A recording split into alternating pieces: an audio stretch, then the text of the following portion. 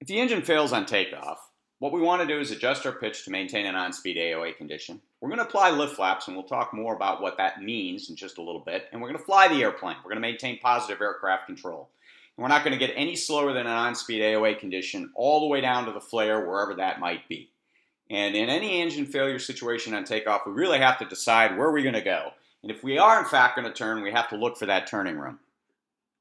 Now, the reason we're going to fly an on-speed AOA condition is it really helps us optimize our balance of energy burn in this case. So we're going to get optimum glide.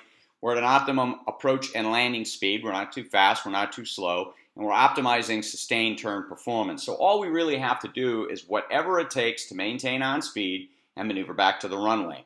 And because angle of attack is not affected by gross weight, G-load, or density altitude, our on-speed condition is always going to be the same. No math required, no specific bank angles to fly.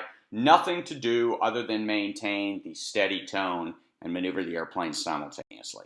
Now, the control technique that you're going to see me use during this test is to simply pull back on the stick just a little bit if I hear any fast tone, and those are the 400 hertz low frequency beeps, or push forward on the stick slightly if I hear any slow tone. Those are the 1600 hertz high frequency beeps. My objective is to just simply maintain a steady tone, and you may have to turn up the volume during the test flight just to be able to hear things over the engine noise. Now, when we talk about lift flaps, what I mean is the amount of flaps that effectively produce more lift than drag. And with the classic wing RV4s with a NACA 23,000 series airfoils, that works out to about half flap deflection or less. In other words, if we apply half flaps, we're essentially getting more lift than drag. If we go to full flaps, 40 degrees in this case, we're getting an awful lot more drag than we are getting lift. So when I say lift flaps, I mean half flaps or less, and that's a good rule of thumb in any of the classic wing RVs. As far as the turn goes, and the ability to turn back, that's going to be highly aircraft dependent. It really depends on drag, glide ratio, ambient conditions, and all kinds of things. So some flight tests is required to determine what exactly that minimum altitude is. So the altitude that you see in the video, 250 feet, that works for my airplane under test conditions, and I'm not advocating that anybody else use a similar altitude or similar technique. If you do in fact decide you want to try to turn back to the runway, I would advocate that you turn in any crosswind component. That will effectively help you reduce your turn radius and increase your turn rate relative to the ground. In other words, it'll get you pointed back at the runway just a little bit faster than a downwind turn will. Now, you have to maintain a good visual cross-check as the airplane is descending closer to the ground, but the oral AOA cue essentially allows you to maneuver eyes out, and you can look at my reflection in the airspeed indicator to see where my visual cross-check is throughout the maneuver. What I'm trying to do is ascertain where the airplane is going, i.e. what's its flight path, not necessarily where it's pointed. Now, with a little bit of practice, just like when you come into land, there's a spot on the ground that's actually not moving up or down relative to the airplane, and that's where the airplane's flight path is going in a gliding descending turn. Now, the closer I get to the ground, though, the more my eyes are going out front of the airplane to monitor my direct flight path. Now, if I'm fortunate enough to have a little bit of extra energy after a maneuver like this, i.e. too much altitude or too much airspeed, well, I can apply the second half of flap travel to get extra drag. I can slip the airplane for an altitude adjustment, or I could apply a forward slip to get some aerodynamic drag into the equation to help with deceleration during my transition to landing.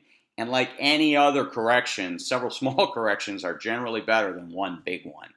And then the other thing I have to be cognizant of is I'm going to be landing downwind, and I may be landing with a quartering tailwind, which is less than optimum, but better than landing off the airport surface.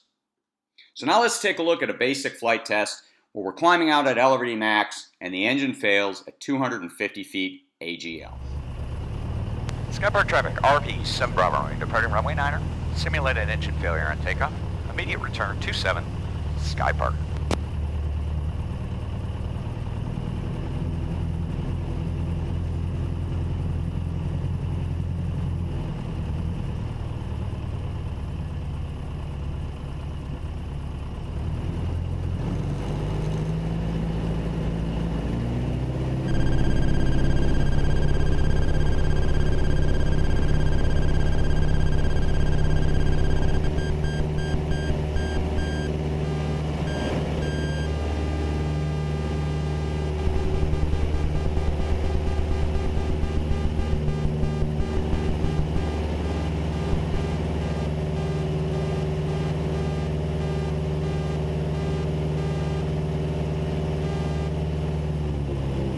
1001, 1002, 1003.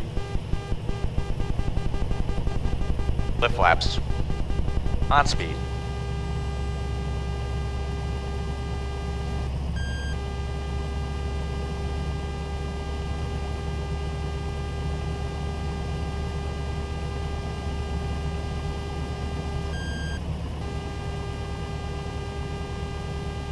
.45-degree angle for the reposition.